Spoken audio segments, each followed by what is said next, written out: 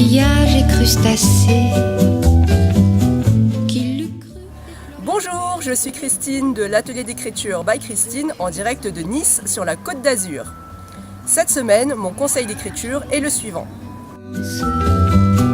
Dans des valises en carton. Lorsqu'on souhaite écrire un roman, il peut arriver qu'on se demande par où commencer, dans quel ordre créer les différents éléments de son histoire.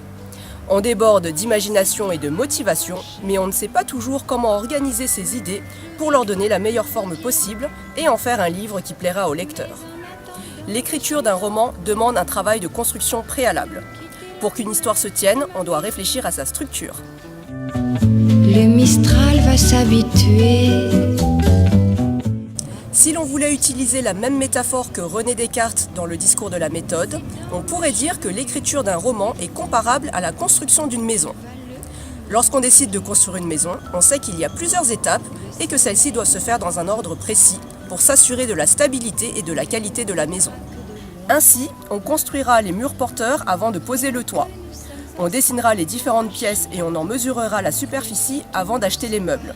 Si l'on ne procède pas dans l'ordre, la maison risque d'être bancale, voire de s'effondrer. Pour la construction d'un roman, c'est la même chose. Le projet comporte différentes étapes et un ordre dans lequel franchir ces étapes. Par exemple, avant de travailler la syntaxe et le lyrisme de ses phrases, on s'assurera d'abord de la solidité de sa trame narrative. Mais au premier jour d'été, tous les ans...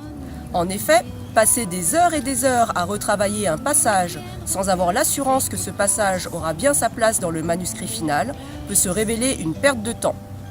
Il n'y a rien de pire pour un écrivain que d'avoir écrit des dizaines de pages de son roman pour se rendre compte plus tard que sa trame est à revoir et que les dizaines de pages sont bonnes pour la poubelle. Construire la trame de votre histoire avant de vous lancer dans son écriture peut vous éviter cette perte de temps.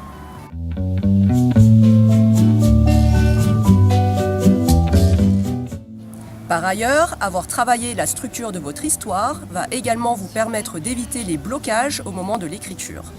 En effet, on est souvent bloqué car on ne sait pas comment continuer. Si vous avez réfléchi au préalable à l'enchaînement des événements, à l'agencement des scènes de votre histoire, ce risque de blocage sera fortement réduit.